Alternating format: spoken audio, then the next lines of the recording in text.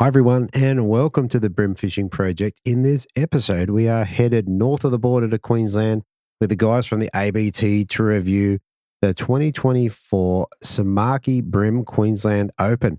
This was another cracking event with three great anglers on the podium, some cool stories and some cool techniques and what have you to go with, and a bit of sponsor karma coming into this one. Anyway, let's roll the intros and I'll tell you what's going on and we'll get straight into the interviews. Here we go.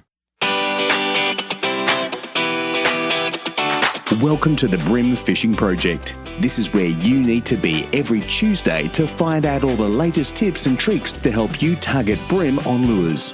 You'll get to hear from some of Australia's elite brim competition anglers and see how they were able to achieve their results in competitions around the country.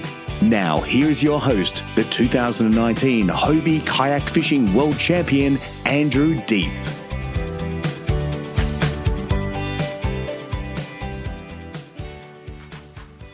All right, so just a couple of things before we get into this episode. If you're interested in fishing the Hobies, they're up in Foster on the 19th, 20th, I think, of September. Foster is always a great round. We've been there in September before, had cracking bags, so I'm definitely looking forward to that. If you're Sydney-based, the AFT, they're doing their round on the Georges River. Now, this is the Saturday of the long weekend.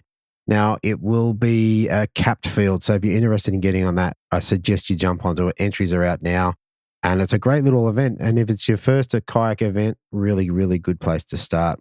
All right, let's go through all the stats and what have you, and we'll just get into the angler interviews. How about that?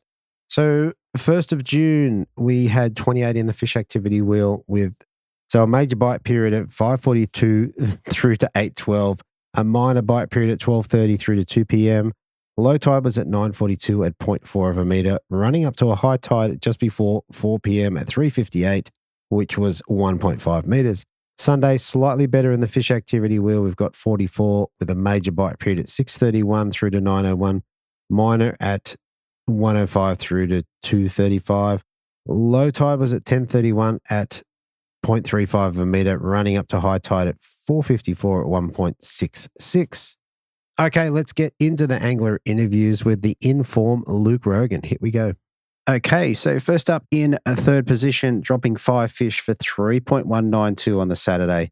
Backing it up on the Sunday with 5 fish for 2.84, giving him a total of just over 6 kilos at 6.036. For the first time, I have Luke Rogan. Welcome to the show, mate.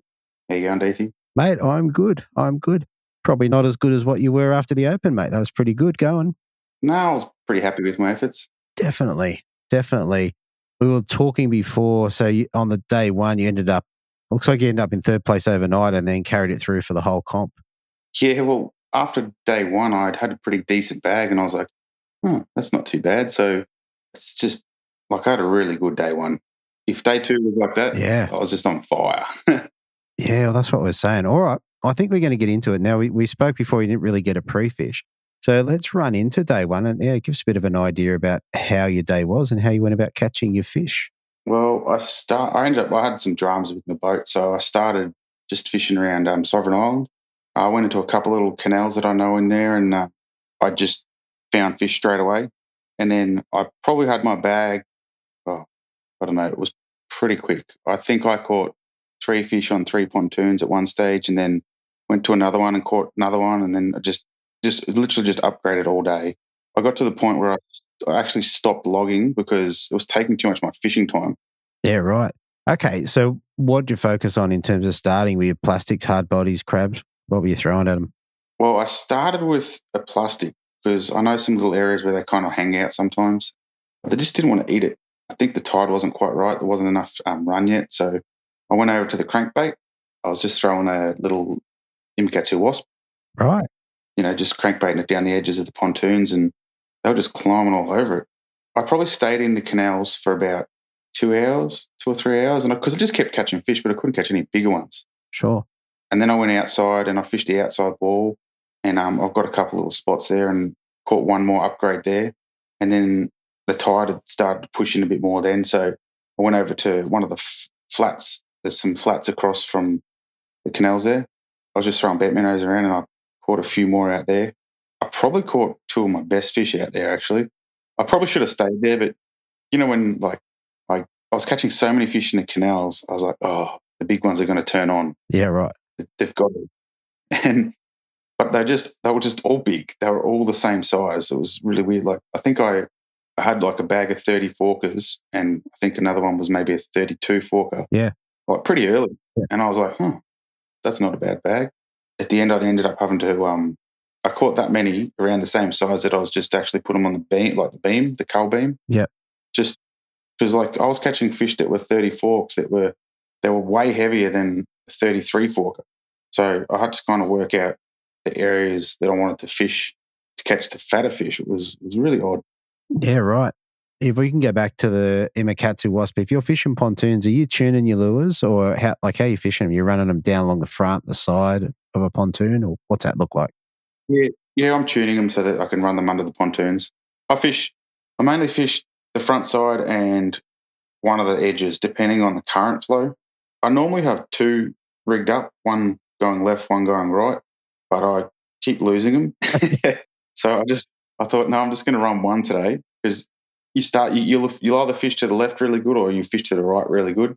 And if you've got two, you go from left to right way too much.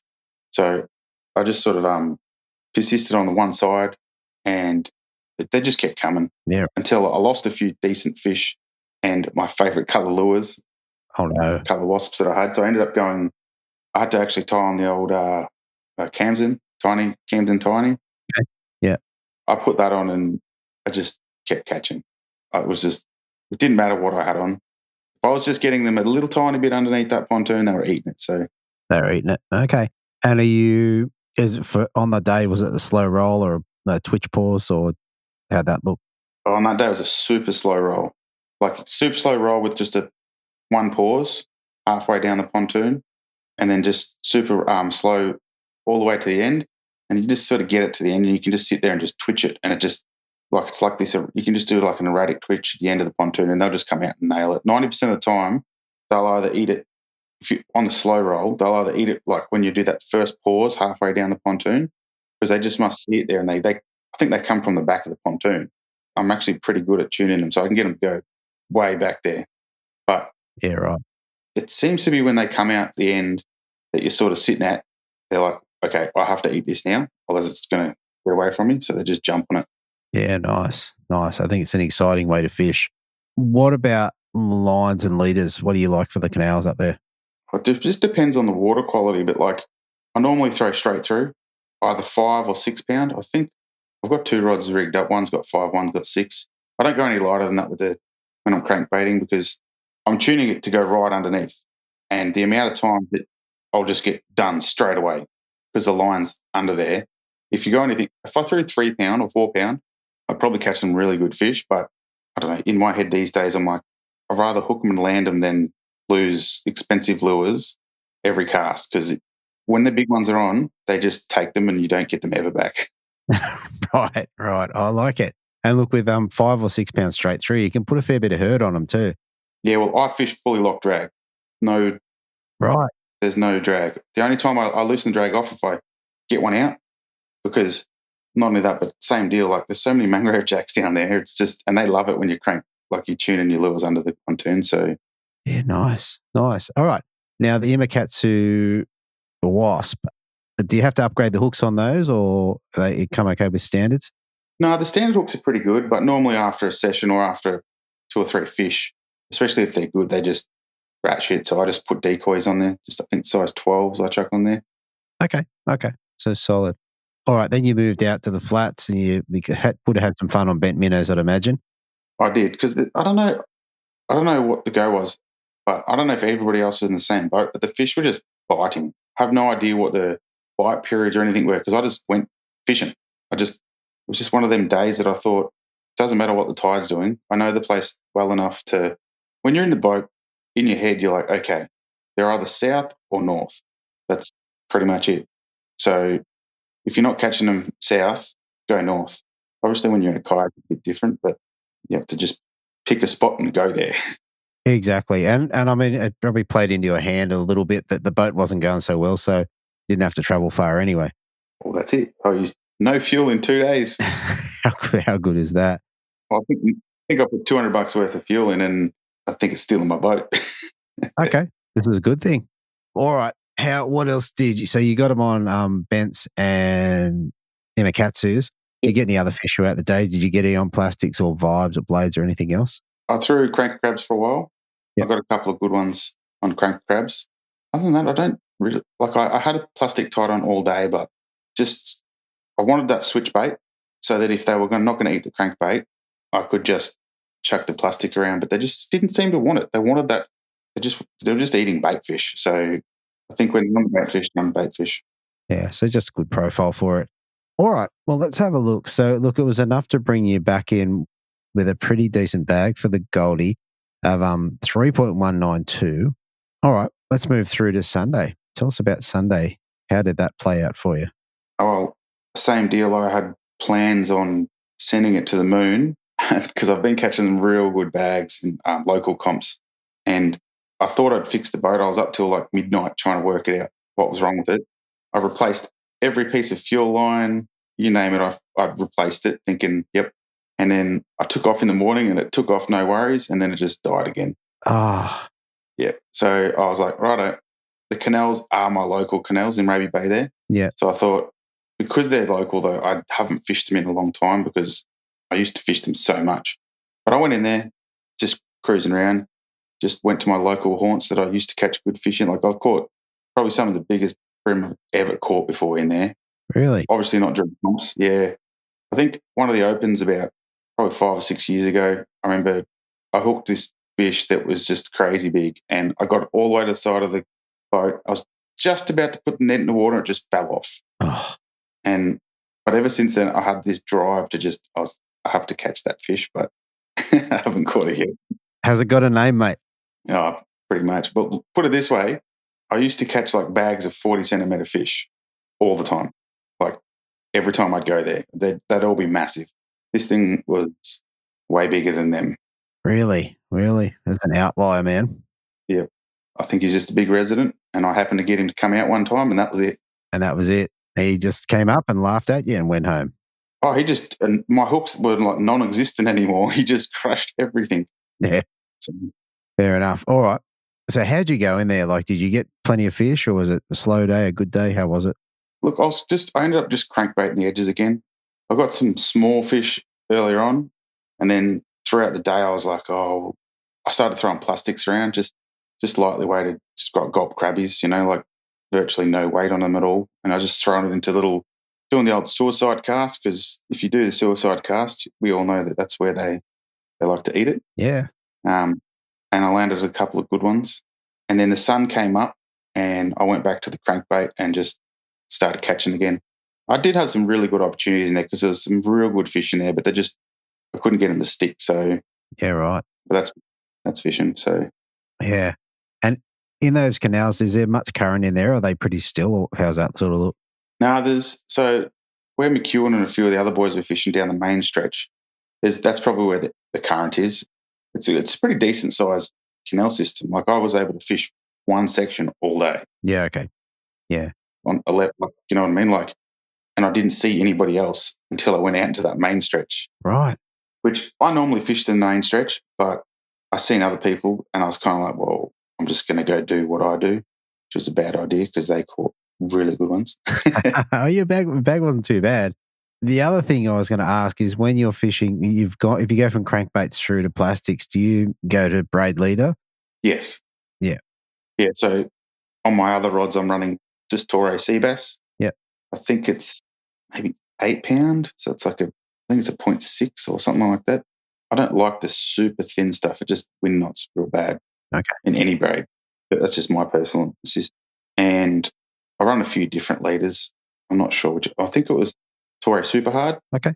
Just the abrasion resistance. Because sometimes when you're doing them suicide casts with a crabby or any plastic, sometimes they eat it and you don't even know. Like there's no tick in the line. There's just, you start winding or go to twitch and it's just there and it's already up around a pole. So yeah, especially the good ones, they'd always do that. Yeah, fair enough. All right. So then in terms of your bag, did you drop any that really cost you or was there any heartbreak in the day? Yeah, towards the end of the day, I went into this one little arm, and I've caught some good fish in there before, but I was just waiting on Pacific time, like of the tide, before I went in there. And nobody else went in there as well. And I reckon 3 pontoons.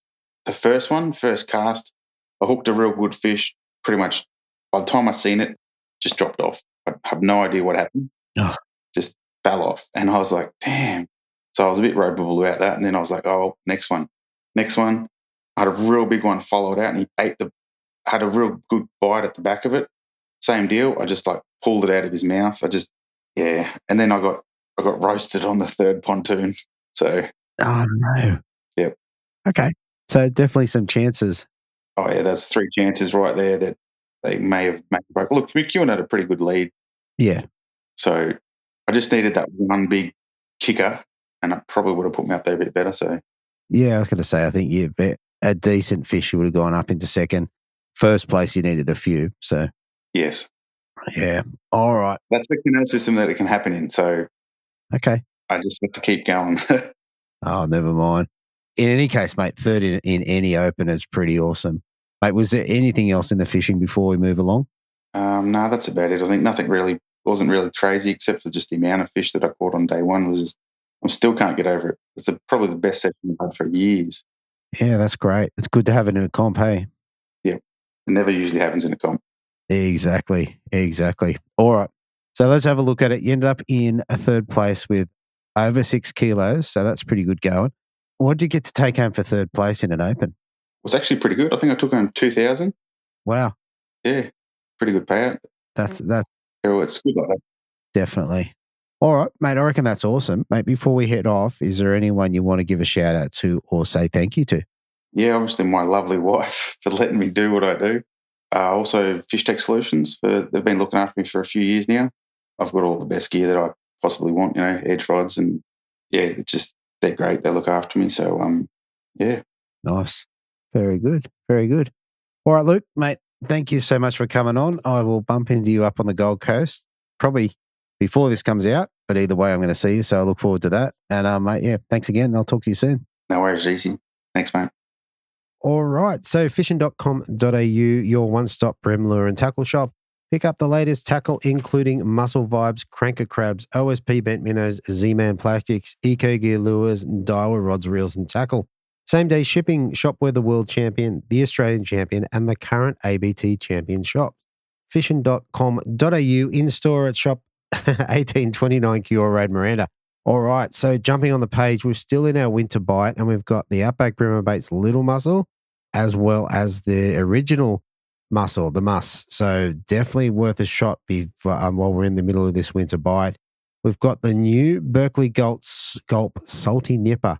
So what I like about this is the slim profile. I reckon it's going to go into their mouths a little bit better for the ones that want it. And then, of course, we've got the Daiwa Bait Junkie prawns, which have been all the rage for a couple of weeks. Already won a competition that I'm aware of, and they've got the promotion going 3 buy 3, get 4. So I think there's not a better way to go through the range a bit. Pick out your favorite ones and, yeah, see how you go. Hopefully catch some fish for you. But they are a very cool looking little lure. Anyway, fishing.com.au. Okay, so coming in second place, dropping 5 fish for 3.133 and then 5 fish for 3.235 on day 2, giving him a total of 6.636, I think it is. I've got Harry Schofield. Welcome to the show, mate. Hey, thank you. How are you, DC? I'm good, mate. I'm good. Now that I know what H means, I'm all over it. Yeah. Yeah, so for the listeners who are not aware, often Harry's name will just appear as a lowercase h in a scorecard, and it was very confusing for me. Yeah, thanks, Steve Morgan, for that one. Yeah, fair enough. Mate, second in an open is a pretty awesome result. Is this your first open, or how many have you fished? I believe this is my third open, yeah, because I fished one on the Tinny, fished one on the new boat, and then, yeah, this would be my third one. It'd be my best position, best finish by heaps. Yeah, mate, it's decent. These competitions are hard to win. Yeah, and second place is pretty cool. And I'm looking forward to it. There's a couple of good captures in here, so I'm looking forward to going through that. How about we start with your pre-fish? We did have a bit of a talk about it before we started. So give us an idea of what you did for pre-fish. Pre-fish, we had a comp a couple of weeks before the open. It was the Sanctuary Cove Boat Show. competition. It's like a little comp that's run out of the boat show they have once a year, just the North Gold Coast. Yeah, okay. Yeah, and what my fishing and what I did there pretty much told me what I was going to do at the Open. I fished up near the pin, and there wasn't much happening there. The spawn hadn't quite happened yet. I fished around the Gold Coast, and it was a 2-day comp, so I had 2 days of pretty much comp fishing, which was cool. Yeah. And yeah, I found the fish. I found these fish in a canal. Just on the Broadwater there, and as soon as I pulled and then I caught those fish, I got good quality fish that comp. I'm like, this is definitely where I'm going to be for the Gold Coast Day. You're right. And what was the format of that show? Was it like the competition? Was it 1 angler, 2 anglers, 5 fish? What was the format for the boat show one? Yeah, so the boat show format was 3 fish, team anglers. It was a lure and bait comp. So, you can choose to use lure or bait. Obviously, I chose to use lures. And yeah, we were weighing 3 fish for like 2.2, 2.3. It was awesome for the Gold Coast. And yeah, I came in second on that comp, but lost it by 10 grams, which that happens. Ouch. Okay, that's interesting. Wasn't aware of this comp. And did everyone fish lures, or were there some betos out there as well? You get like the local betos, which is, it's pretty cool to see them. And they generally, sometimes they pull in some pretty big fish too, which is a bit crazy. But yeah, everyone in the top, I think top 8 will using lures. Okay, that's interesting. In terms of leading into your pre-fish for the Open, what did you find? What was your go-to lures? Crankbaits. I found it was a crankbait bite. Everything, really. I did have a pre-fish at the day 2 arena, which is the Raby Bay. I pre-fished there, around the same time, about a week, 2 weeks out. 2 weeks, probably about 3 weeks out. But I pre-fished there with Dad. Was just fishing around that Southern Bay area. And I found just one canal just near the Raby Bay there. I found the fish again in there, and I said to Dad, I'm like, well, this is what I'm going to be for, the Raby Bay. And, I was 3-ish weeks away. I was like, I hope the fish are still there. It was similar tides, so I knew that they would be biting that same pattern, which is if the fish hadn't moved out for spawn or not. But no, they were still there. They're still there. Very cool. All right. So let's lead into day 1. How was day 1 for you with the Open, and who did you have as an observer? Did you have one, or how'd that look? So day 1, I didn't have an observer. They only had a couple observers, so they went to like Jamie McEwen and the other top runners. Yeah, day 1 of the Open started off fantastic for me. I slept through my alarm, which is great. And I live about an hour away from the Gold Coast, so I woke up an hour late, and it was just straight pumping straight to the ramp. They got there on time, all good. I started off in last position because I was late to the Zoom meeting as well. So, everything. All going well? Yeah, all going well for me. But, I hopped in the water. I had some troubles with the outboard as well, just to cherry on top. Wow.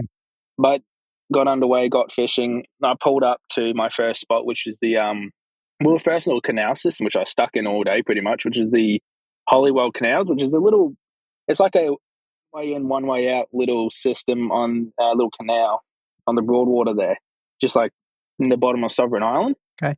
I pulled in there, and I was just throwing, I was finding it was a big crankbait bite. So the way I fish pontoons is I run hard body crankbaits up hard along the edge of the pontoons, quite fast and erratic. Yeah.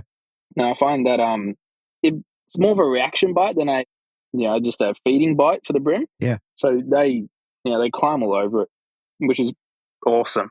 And is it a typical sort of Gold Coast bite where you're just slow rolling with not many pauses? No, it was the opposite. It was as fast as you can work it and then a long pause. Wow. Okay. It was weird. It was like you're essentially mimicking a fleeing prawn. So I was using the Durarealis 52 MR shads in any color that was like flashy or shiny. I think it was the Wagasaki and the AU color. I'm not sure the names, but yeah, those lures. And 52 mil, I do sometimes use the 60 variety, or sometimes even bigger lures. They do like the big lures there. And yeah, you just I tune the lures out so they do swim a bit funny. So you know, like I said in my interview, you're essentially breaking the lure, and you're just tuning where your front split ring goes to, and I make it swim to the right hand side. So when you twitch and it runs it to the right, and it's like essentially pushing it up underneath the pontoon. So you're fishing where you wouldn't normally get to, and that's where the fish are holding. And it does, run up alongside of them. And I was just twitch, let it pause. The the fish on that day were coming up and smacking the lure against the pontoon and essentially like pushing it against the pontoon, and then they'd swim back around and then they'd eat it. The bigger ones would do that anyway. The smaller ones would just eat it straight away. So kind of like a disabling bite. So try and stop, it thinks it's a fish, so stops it from moving and then eats it. Yeah, no, 100%. It was crazy to watch. I haven't had a bite like that too much before. Yeah. Most of the time they just follow it, and then like you give it a pause or something and they'd eat it. But that disable bite was awesome. It was sick. Yeah, right. Okay, so a couple of things. So if you're tuning the lures to swim to the right, that means you're only fishing on your right-hand side. Yeah, correct. Yeah. You must do a loop around the canal or whatever you do, go up one side, down the other side. Yeah, it depends on the tidal flow. If there's heavy tidal flow, I do like to be pushing myself towards the tide and like casting up and bringing it down with. Yeah. So then sometimes I might have one that's tuned to the left. I'll be fishing the left-hand side if I want to. But if it's like a stagnant canal, it doesn't really matter which way I go. Okay. Just out of curiosity, what sort of boat are you fishing out of? A Nitro Z6 bass boat with a just a 115 Mercury on the back. It's a 16, 17 foot boat, so it's plenty big for me. Yeah, that's right. So it's all set up as a proper brim boat is kind of what I was getting at. Yeah, the Garmin Force and Live Scope are on it. It's fantastic. Sounds pretty good. Yeah. All right. Tell us about how the fish came for the day. Like, did you get them early or late? Or I could not stop catching fish. It was one of those weekends. I probably caught 100 brim, probably not quite over the 2 days. It was awesome. And I pull up and I filled my bag. It would have been within the first, half an hour, 45 minutes. Yeah. It was small, but I did have one decent one at the start. But it's just one of those things. I just kept plugging away and you'd catch heaps of fish and then all of a sudden there'd be a good one. And then you keep going away and then there'd be another good one. Yeah. No, perfect. All right. And on day one, did you lose any fish that you thought might have hurt you? Oh, no. Again, it was one of those weekends that I don't think I lost a fish that would have helped me too much. Not on day one. I think I lost one on day two that would have helped. Yeah. But on day one, I don't think I lost. I got done by a couple mangrove jack, but that's pretty standard for the Gold Coast. Yeah. But no big brim got the better of me. Oh, that's very good. I mean, it's a common story for people who rank in competition. They go, everything kind of stuck and held together. Yeah. Normally it's to the guys that didn't win go, yeah, I had the fish but didn't land it. So yeah. No, it was a good weekend. Everything that I needed to stay pinned. Yeah, pretty much stayed pinned. That's it. I remember Morgo said to me once when I was on the Gold Coast, he said, if you're up on the Gold Coast here and you get a 600 gram fish, it's pretty much a kicker fish. Anything above that's a kicker. And you had just over 3 kilos. So they're all basically kickers. Yeah, no, I had each day I had a fish over 800 grams and around that a couple on that 700 and then a smaller like 550s, I think is what the table said. But it was probably the best 2 days of fishing I've had in Brisbane and Gold Coast for brim. Yeah, nice. All right, so overnight, you were somewhere around 4th or 5th overnight? 5th, I believe, yeah. Yeah, cool. All right, so day 2, you went up to, was it Raby Bay? Is that correct? Yeah, we launched at the Raby Bay BMR boat ramp, which is right next to the Raby Bay canals. They have access to the entire southern bay, like, Peel Island, Maclay Island, Coochie-Mudlow. Right. All right. Well, tell us a bit about that. And given that I'm not familiar with the area, you'll have to give me a bit of explanation on that. Yeah, on the day 2 Raby Bay, I had my mum and my girlfriend Dominique come and observe for the day. Right. Which is awesome. So it was cool to see them come and get involved. And who'd they get paired up with? Paired up with Luke Rogan. He finished up 3rd, and my girlfriend Dom, she was with Chris Lonnie. Okay. I think he was finished up 4th. Yeah, very good. Very good. All right. Well, tell us about your day, mate. How do you go about catching them and what do you do? So I probably spent about 1/4 of a litre in fuel trying to get to my spot. Right. Yeah, it was a really quick run. I had Lance Marsh as my observer. Lance is a good mate of mine, which is really cool to have a good friend on the boat as your observer. So it was good banter all day, nice conversations.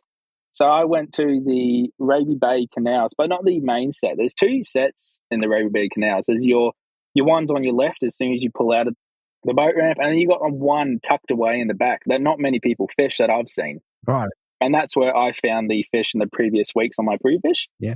I found it because my partner, she lives 2 minutes from that canal system there. So we went for a morning walk with a coffee one morning, and I was like, I'm just going to have a look at the water here. And I was like, that's primo. And when I was walking around the because you can walk near the pontoons and stuff there, and I was seeing fish after fish, and I was like, okay, I'm coming back here to fish this. Yeah, It was awesome. I never fished there come prior to my pre-fish. I've only fished that system twice. yeah. I'm looking at it on Google Earth, and it's a nice system. A lot of boats, a lot of pontoons. Yeah, a lot of boats, and it's big and wide too, so you get a lot of tidal movement throughout the entire tide, which is awesome. Yeah, very cool. All right, tell us, how you went about catching fish, how the day went. Yeah, it was pretty quiet, straight up. I wasn't fishing the greatest straight up. I think being in the position where I am and knowing the fish I was able to get onto, I was a bit nervous. Yeah. Yeah, so I was a bit nervous coming into it, and a lot of people would probably tell I was throwing up in the parking lot. I was that nervous before I launched my boat. Yeah. But yeah, no, it was pretty quiet in the morning. I didn't get onto a fish till probably about 45 minutes past launch time. And then it just all started to come together. I think I just needed to get my head around it and, get in the right headspace for the fishing. I was not fishing well at all. Right. But I knew what I had to do and I knew how to do it. So I was like, okay, don't worry about that. Let's just go do what you know. And then it all started to come together. I got my bag relatively quickly once I calmed down. Yeah. And then, I filled it and then I upgraded it and then I upgraded again. And it was like, I was catching heaps of fish, a lot on the crankbait bite that I mentioned before. And then a couple on crusty creepers as well. Okay, so let's go through the crankbait bite. So it's the same Duo Realis that you were running? Yeah, I was running a mixture after my day one. I was like, well, it's a crankbait bite. So I rigged up 8 rods with all different crankbaits just so I can keep going through them. Because I do lose a few lures, if it's like being snapped off or the actual physical lure blows up because of the way I'm using it. It's pretty aggressive for the lures. Yeah. Yeah, it was the Duo Realis, and I was using some custom painted atomic shads I got off Jamie Bowden, Fishing All the Gear, No Idea. Yeah, he custom painted me up some lures a while ago, and they have won me a comp in the past as well. So anything that Jamie paints me seems to be good luck. He does fantastic work, and you send him anything that you want, and he just comes back with something you wouldn't have even dreamed of. He's fantastic when it comes to painting lures. It was great, but to be honest, it didn't really matter what crankbait you were throwing. If you put it in the right place and if you could work it the way they were eating it, then the colour, size didn't matter. Yeah. Okay. So did you find over the 2 days, was it a similar pattern? Like, was it a fast retrieve and then a pause? Is that how it looked? Yeah. It was a bit half and half for the second day. It was awesome because you're not fishing the same system twice. So you burned it day one and then you had a new one day two. So there's no pressure on the fish. But I did find that in this system, it's a bit more of a slow roll, but with that aggressive twitch as well. I find, but sometimes if you slow rolled it, you would get the bigger fish, but a mangrove jack would come and eat it before the bigger fish would. So that aggressive twitch, funny enough, the brim would hunt it down first. It's interesting because on different days, they do take them differently. There's times where they'll swim away if you stop a slow roll, and there's times where they won't eat it if you don't pause. So work it out. Yeah. All right. And your Crush City Creepers, tell us about those. What were you rigging them on and what was your sort of go-to colour on the day? My go-to colour for pretty much anything that I do would be the purple haze colour. It's got the core shot of the little purple in it with the, it's hard to explain. It's like goldy, creamy, kind of like a light brown body with the purple core shot. Yeah, with the Crush City Creeper, I was rigging them on a 112, number 1 jig head. So I was pretty heavy fishing pontoons for plastics, but it being a TPE plastic, it is buoyant, so you can get away with fishing that heavier jig head and have a reasonable sink. But I wasn't fishing them traditionally how you would fish plastics in a canal. I like to slow roll all my grubs. Okay. So I was pitching them as hard you can to the pontoon, let it sink to the bottom, and then just really slow winding it out, and then halfway back you'd get a hit. Okay. I did get roasted by a fairly decent fish doing that, so it does catch good fish. I didn't get anything too big on them, but I got probably maybe 1 or 2 of my fish in my bag came on them. Yeah. Okay. Well, how do you approach a pontoon? Are you trying to slow roll it down along the front, or are you trying to get to the back or the side, or what's your sort of the way you go about it? Every pontoon's different. If it's like that traditional pontoon, how it's like parallel to the bank, I'd crankbait like the outside and maybe the side as I'm going past it. Yeah. But then if it's a pontoon that's running, what's the word? Like at 90 degrees to the bank? Yeah. If it's So if it's a pontoon that's running like 90 degrees to the bank, that's when I would do that slow rolling plastic technique. It's a bit harder to get a crankbait into him because there's boats closer, there's bits of carpet, but a bit closer you can get your hard body stuck on. So I just like to put the plastic in there, then slow roll it out, and you get a similar reaction bite from the brim to your crankbait to using your plastics like that. So it's pretty cool. Yeah. Okay. Very cool. All right. And then throughout the course of the day, you built your bag, and I think there was at least one standout fish. Do you want to tell us about that? Yeah, so that standout fish, I'm not sure how big it was. The 35 and a half fork, I think it was. So yeah, he came about 12:30. So right in the middle of the day, and I think the low tide was around that similar time as well. Yeah.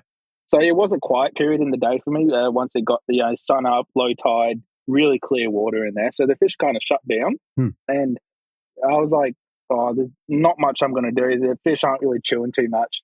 So I pushed myself into the main run of the canal there, and I just downsized everything. I went to a lightly weighted soft plastic, and I was just slowly drifting myself out. And I was just soaking that plastic on the bottom, and that plastic would have been soaking on the bottom for like a minute and a half, and it just went tick. And I wound into it, and I set the hook, and I was like, oh, it's a small fish, but it ended up being that almost kilo fish. I think he weighed about 970 or something like that, 930. It was an awesome fight. You'll be able to see the fight on the highlights. Lance Marsh, he took a bit of video. Oh, cool. It was great. And when I got that fish in the boat, I was like, this is the one I needed, because I had a sub 3 kilo bag then. I think that 900 grams got rid of a 500 gram or something like that. So it was an awesome upgrade at that last minute where you would least expect a fish of that quality. Yeah, yeah. It was great. Yeah, yeah. It was awesome. And seeing the video, I was shaking trying to get the hook out of the fish's mouth. It was one of the biggest fish I've caught all that weekend. So it was just fantastic to get a fish that size in a competition like that. It really is, yeah. And it's like I said, it gets the heart going, and you've got to be careful you don't drop it or do anything. So yeah. Yeah, there's a little fairy drag when you're trying to get it to the boat, because you're like, please don't drop a hook. Yeah, I know we have Nana drag down here, but you guys have fairy drag. Yeah. So yeah. All right, very good. All right. In any case, that gave you a better bag than day one, so 3.235. Before we move off the fishing, what sort of lines and leaders were you running for the weekend? So I run relatively heavy when it comes to brim fishing on the Gold Coast. I like to run PE.4, PE.6 braid, which is about that 10 to 14 pound breaking strain. Yeah. I use the Suffix Eggy in the PE4. I think it's awesome. It's an 11 pound breaking strain, but I can put 20 pounds through that thing. It's awesome. I use it for bass. I use it for brim.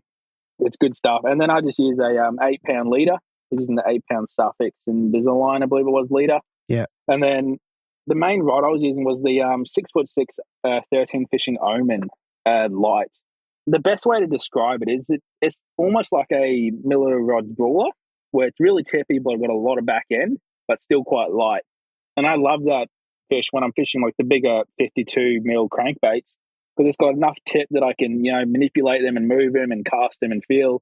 But then I got that backbone that I can really put the hurt on those bigger fish. Yeah, definitely. And with my soft plastics, I was just a 13 fishing 7 foot 2 to 6 pound rod, I think it was, with similar line and leader. I just use 6 pound for my plastics and 8 for my hard bodies. Yeah, very good. With the Omen, is that I fished Omens a few years back. Is that a newish rod or is it an old rod? I believe it's a couple years old. I believe it's a couple years old, that one. Okay, cool. And one last thing, do you run any scent? No, I'm not a scent guy. No, I've never been a scent guy. I really don't use soft plastics at all, and soft plastics is generally when you would use scent. I know a lot of people use them on hard bodies, but I find the way I use my hard bodies, I fish them really fast. Depending, no matter where I'm fishing, I fish hard bodies quite fast, and I find it just stuffs the weight up on them. But no, I don't need scent, because I always just go for a reaction bite, then a feeding bite anyway. So if they're going to eat, they're going to eat.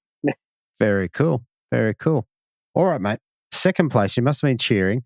What'd you get to take home for second place?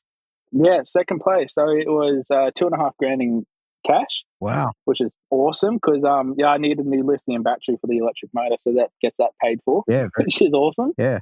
And then your ABT badge, which is awesome. And, slowly collecting those, and then just a novelty check. How good's that?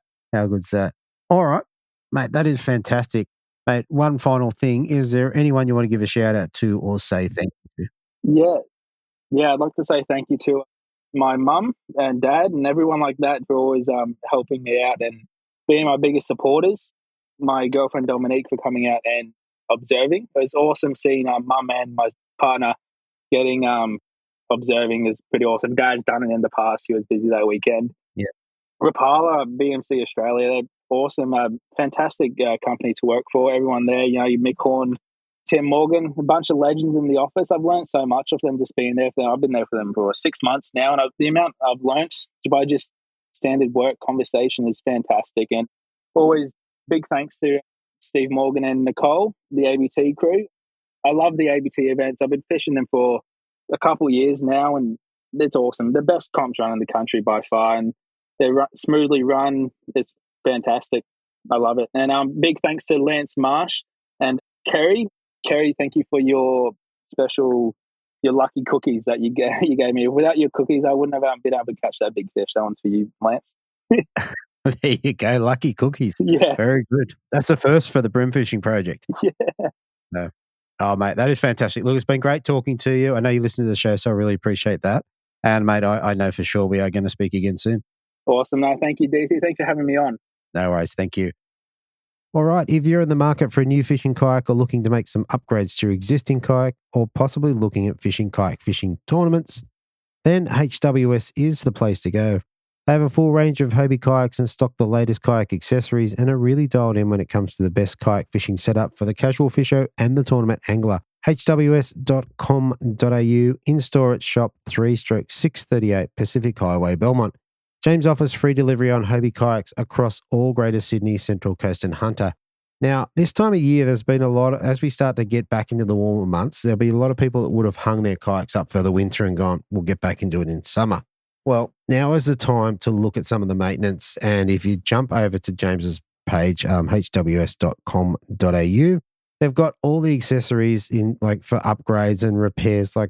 Over time, this stuff is mostly in salt water, chains rust and what have you. Anyway, you can get your parts sorted. You can upgrade your fins. You can replace old fins and, whatever you need for Hobie. So definitely jump on there and have a look. Have a look at your kayak before you go to take it out. It's definitely a bit of preparation is going to save you a bit of sadness on the water. And you can get it all sorted at hws.com.au. Now, last week when I did the little read for Podium Marine Wraps, it came back saying that Podium Marine Wraps has 2 days experience. Well, that's not quite true. It's rather 2 decades. So let's try that again. I'll read it slowly because I get a little bit tongue-tied in this, but here we go. Is your boat looking a little tired? Give it a stunning makeover with Podium Marine Wraps. It's fast becoming the go-to place for getting your boat looking spiffy, where they are Sydney's leading specialist in custom vinyl wraps for boats of all sizes, from sleek kayaks to luxurious yachts. Their high-quality wraps don't just make your vessel look incredible, but they also protect it from the harsh marine environment, including UV rays and salt water, etc. With nearly 2 decades of experience, they use only the best materials, ensuring your boat wrap lasts for years without fading or peeling. Whether you want a bold new design to stand out on the water or a subtle color change, they offer fully customizable options.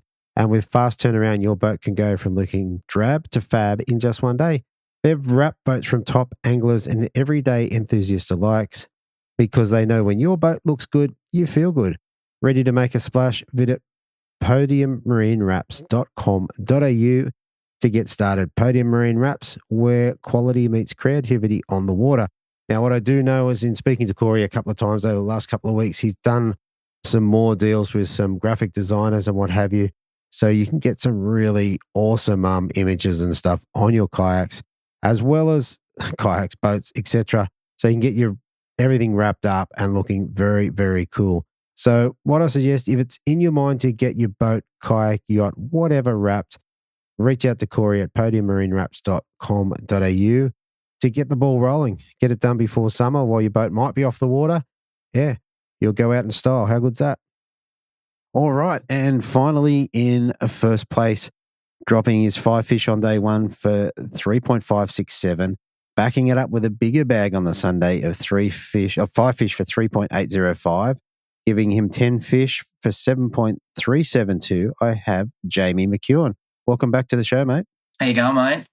Mate, I'm going well, mate, but you're on fire, mate. Second in the Australian Open, first in the Queensland Open. That's pretty good going. Yeah, mate. It's been a good year so far with the Opens. I'm pretty happy with the second and first for sure, definitely. Exactly, mate. Exactly. All right. We're going to jump straight into this one. What about pre-fish, mate? Did you get out and have a bit of a go leading up to the Open?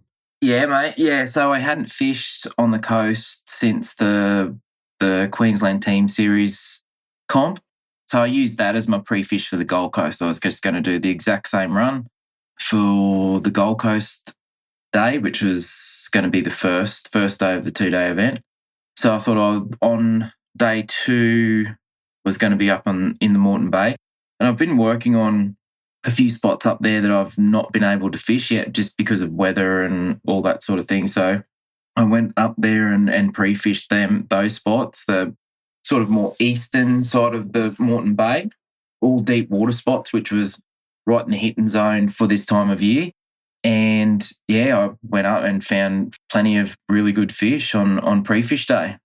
Right. Okay. All right. So did you set up any patterns did you sort of set your game plan out for the comp?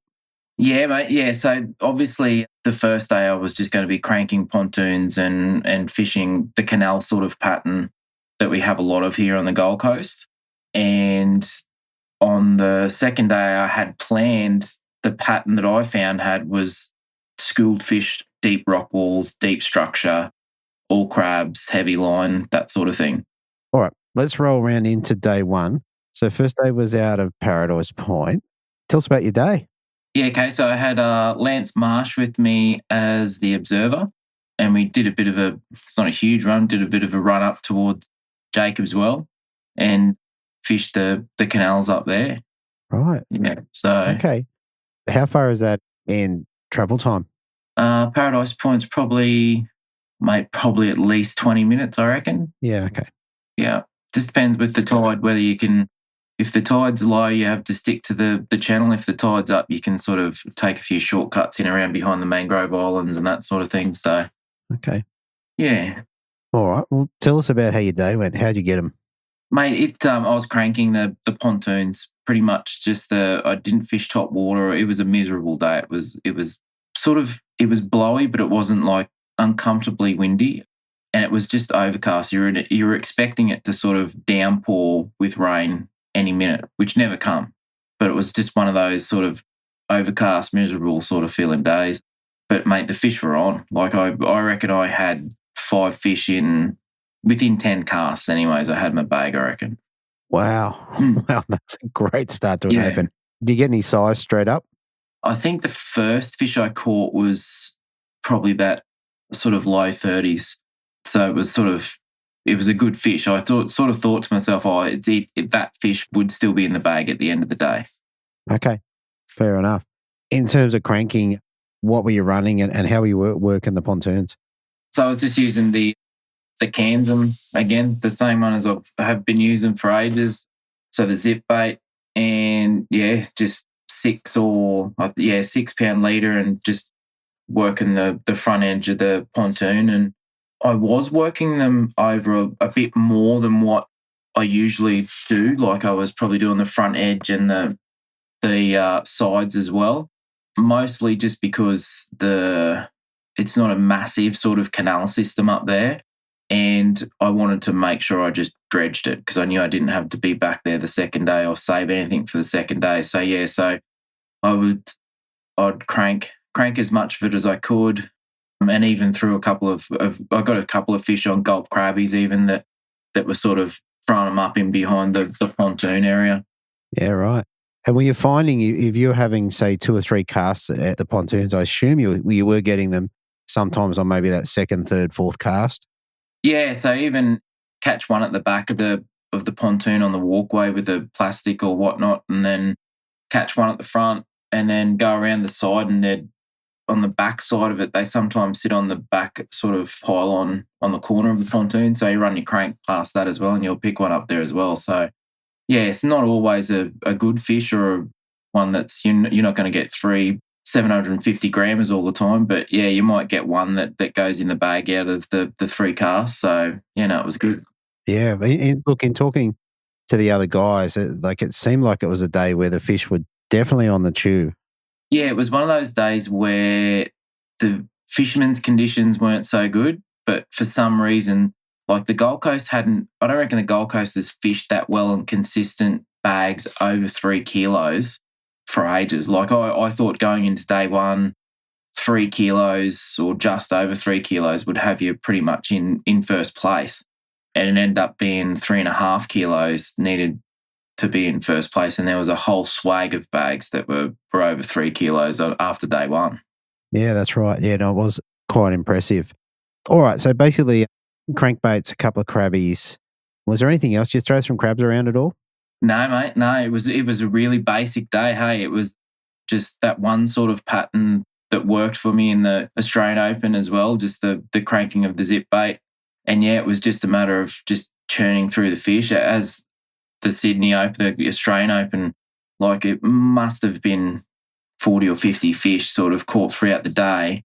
And when you're catching those sort of numbers, you're sort of, your odds of getting bigger fish are there, and I know a lot of the guys that were sort of up in that top 10 were doing the same sort of thing.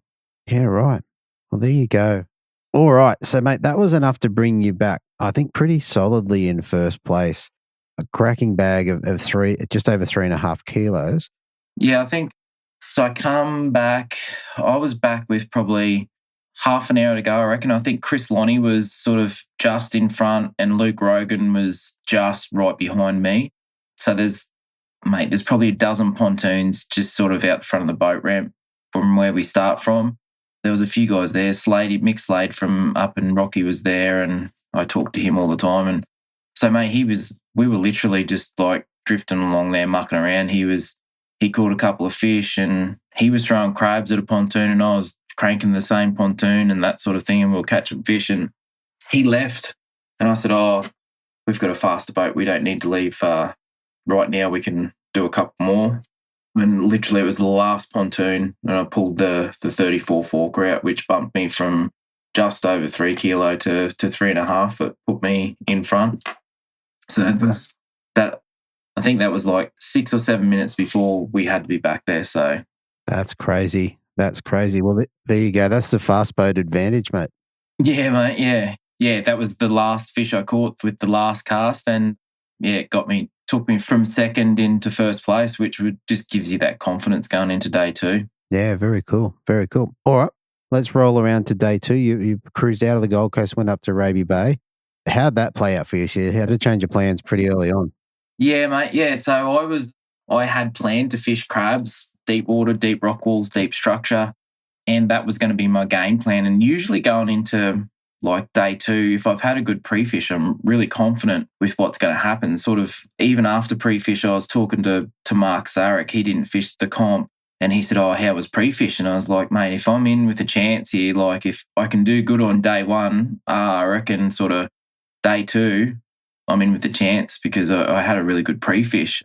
And so day two, I actually got Mark to come to the boat ramp and drop off some zip baits because I was running low just in case I needed them. And the westerly wind was sort of puffing a bit more than what was expected across the boat ramp. And where I was fishing, it's pretty exposed on the eastern side of the bay, and the westerly wind would have been pushing right on it, and it would have been rough as hell, and it would have been hard to sort of set up and get good casts in and that sort of thing. And mate, I reckon I must have changed my mind half a dozen times of what I was going to actually do on day two, because in 2019 I won the Queensland Open fishing in the Raby Bay canals. Day one, I had a good day, obviously doing the same thing as I would be doing in the canals at Raby Bay. So that was playing on my mind. And then a couple of minutes later, it'd flip and go, "But you had such good pre-fish 2 days ago, fishing deep water on doing the like just the opposite sort of stuff." Yeah, so that went through my mind and my mind changed back and forward. And I was sitting on the finger pontoon waiting for Nicole to get us started. I looked across the bay and Mark was standing there Mark Sarek, which I fished teams comps with him a lot. I said to him, I said, oh, mate, I don't know what to do here, eh? And he said, just do what you do best and go and do what you did yesterday. And then I looked across the bay and saw the white caps and I thought, yeah, he's right. Just play it safe and do the numbers game and try and get the win in the bay, in the canal. So yeah, all right. So how the canals play out for you, mate? Tell us about your day. Yeah, so that was, even when I went in there, I still felt like I'd made the wrong decision going in there. So I pulled up at the first where I fished. I sort of pulled up, and there was half a dozen other boats that went in there after me, and they all went past. And I thought, oh, that's great. Don't need to sort of share this arm with anyone at the moment. So I went into some little sort of bay areas, I guess, in the canal system that I don't usually fish. I usually sort of try and fish it pretty quick and leave those parts for last because they usually don't sort of fire that much. And pulled into the first one, hit the first pontoon, got the zip bait caught up underneath it and thought, oh, yeah, no, it's going to be one of these days, eh?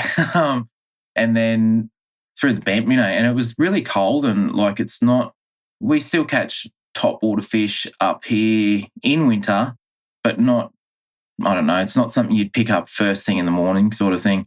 Threw the bent minnow in behind this other pontoon that once I got past it, pulled the lure off and then threw the bent minnow in. And I think I pulled a 31 forker. And I was like, that was a good nerve settler. Like it was like, yeah, that might be the right thing. I've done the right thing here, maybe. And then that pontoon had a boat tied off on it. So I threw the zip bait down the front of the boat and out come a 33 forker. And it was like, yeah, I'm right. I've done the right thing. So, and the scoreboard wasn't live. I had Jacob Kelly as my observer. And at that stage, the scoreboard wasn't live because we'd only just started, of course. So, yeah, I had a really hot bite, like for the first hour sort of thing. And after the first hour, I checked and, like I said to Jake, got Jacob Kelly to check the scoreboard and it's like, oh, everyone else would be smashing them too. Because I know Luke Rogan fishes pretty similar to how I fish and the other boys in the canal, I thought they would be just wailing on them like I was. And, man, I was miles in front. I was way out. But I couldn't believe it. Like it was just, I just had hit the honey hole off the start. And it was like, I can't believe I'm like this far in front sort of thing. So yeah, it was, as I think I said to you before, it was a long day from there because I knew where I was sort of sitting. It was, I couldn't do much more fish wise. It was just sort of what anyone else could do sort of thing. And I was sort of basing the rest of the day off with how I was going and how the fish activity sort of slowed right up as the water sort of left the canals with the run out tide. The bite got harder and harder and harder as the day went on to the point where you were only catching small fish and then you weren't catching much at all. Right. Okay. It's interesting. What you've just described lines up perfectly with what I've got as your bite periods. Is you had, from what I can tell, a major bite period at 6:31 through to 9 a.m. and you brained them in that period. And then I'm not sure how you went in the back end of the day, but there was another minor bite period about 1 o'clock. So I don't. Yeah. So the bite, like I had that bag of 3.8, I had by 10 o'clock easy. And in saying that, like my smallest was 31 and a half.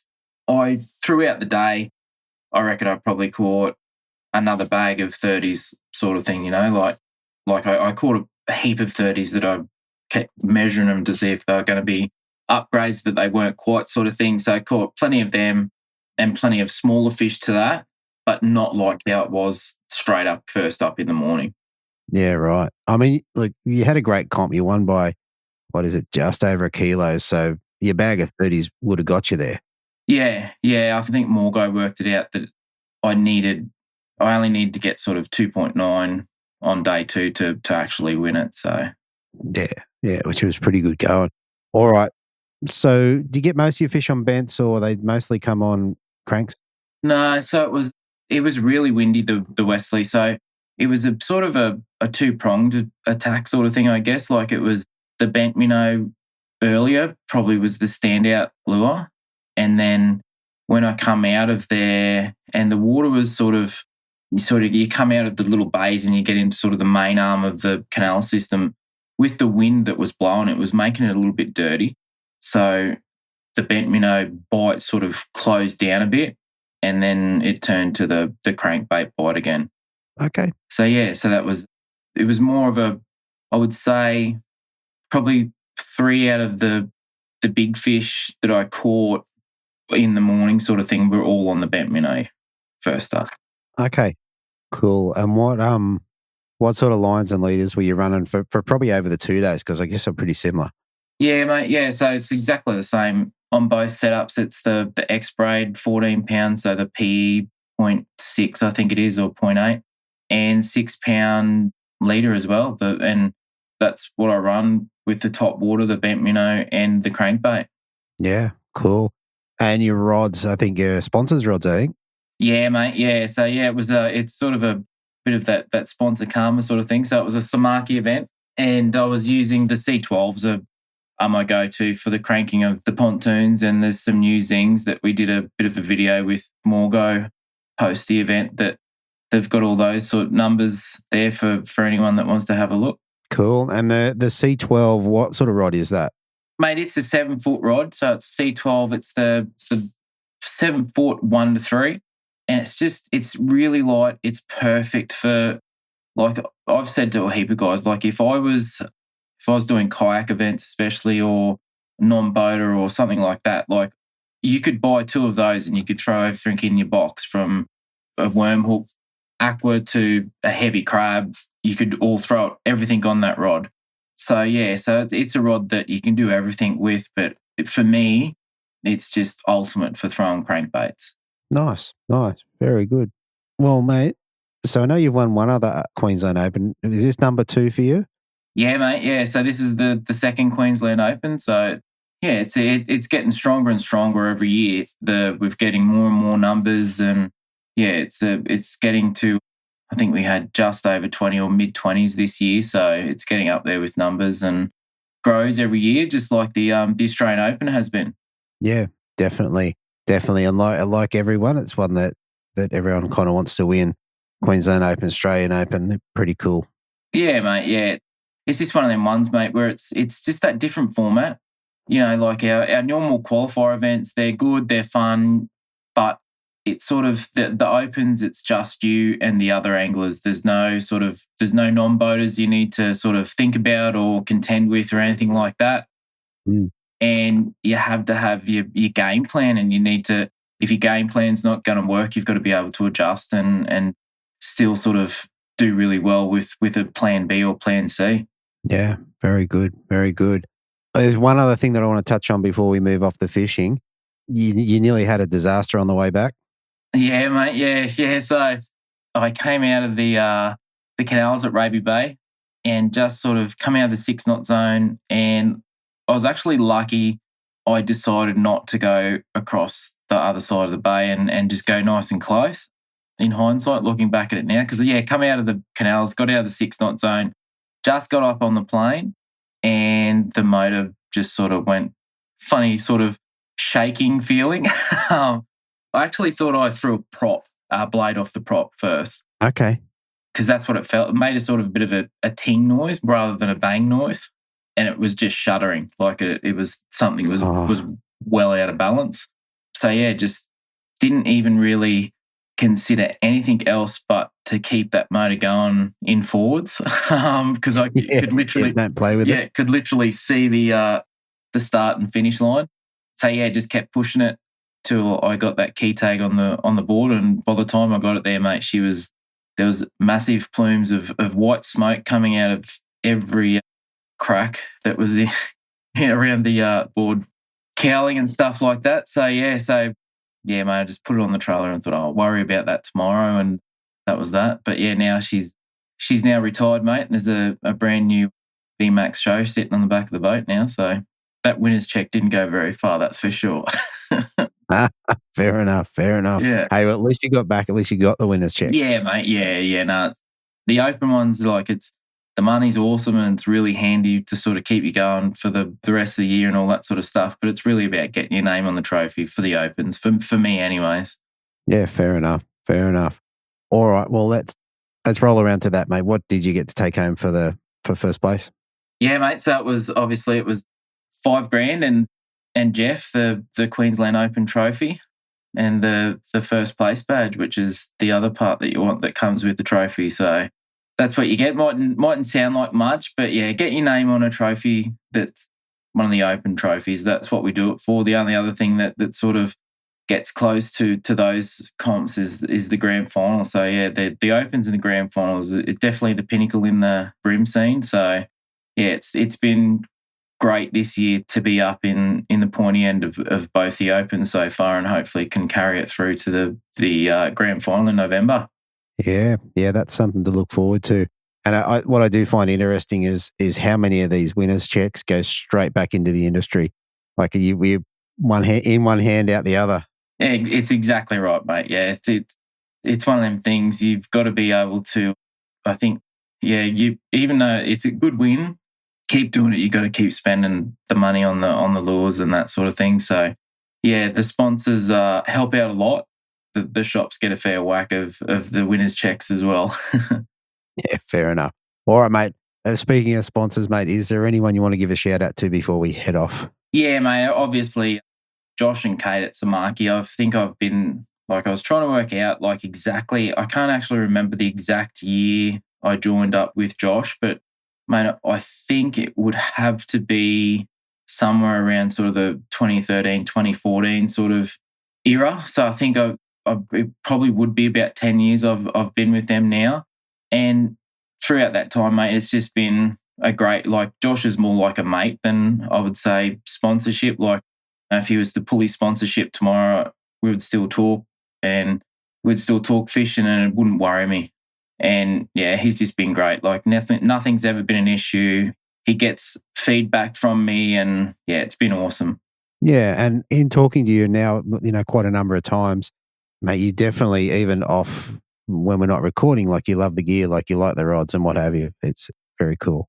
Yeah, mate. It's one of them things with Samaki is you see the work they've put in through it for those 10 years. You've seen where they've come from, and then you hear Josh sort of start to talk about the lures and that sort of thing. So just for instance, the Dr. Flex is something that's recently come out, or the Reddick, and mate, I saw sort of early sort of plans of that Dr. Flex lure. It'd be 2.5 years ago. And they've only just recently hit the market. And I know the Reddick he was back and forward for 3 years before he was happy with that lure to hit the market. And that's the quality he's bringing to the Australian market now. And it's just great to see. It's like you go to his warehouse and it's massive and it's chockers full of stock that guys are there just packing boxes and getting it out of there. And it's like they're killing it. And it's because of the hard work and it's because of the persistent sort of nature of Josh that he just won't accept and he won't put on the market something that's near enough as good enough sort of thing. It's got to be spot on. So that's what sort of has rocketed them to where they are in the market today. Perfect. All right. I reckon that's pretty good going, mate. So we're going to leave it there. Thanks again for coming on. And, mate, hopefully we get to talk to you again soon after the next couple of ABT rounds. Hope so, mate. Thanks, mate. Okay, so there you have it, everybody. Another great episode with 3 cool interviews there, all a little bit different, which is always good. Yeah, and although it's been a while, I did enjoy talking to these guys. It's not very often that your winning bag from one angler is better than a kilo bigger than the next competitor, which is really awesome to see. So well done to Jamie. All right. As the weather starts to warm up, I've just got this feeling that the fish are going to come on here, at least here in Sydney. It's an unusual pattern. It's a little bit warmer than normal. So maybe we'll see a really good surface bite year. I really hope that's the case. A couple of years ago when the cicadas went crazy, it was an awesome surface fishing year. So hopefully we get some of that. Aside from that, I'm just excited about getting back on the water, back in shorts and t-shirt or, shorts and tournament shirt and get some warm weather. How good is that? All right, I'm going to leave it there. Thanks for listening. I will talk to you next week on the Brim Fishing Project. Thanks for listening. Hopefully you were informed, inspired and entertained. If you were able to learn something or just enjoyed listening, please consider subscribing and rate us on your favourite podcasting platform.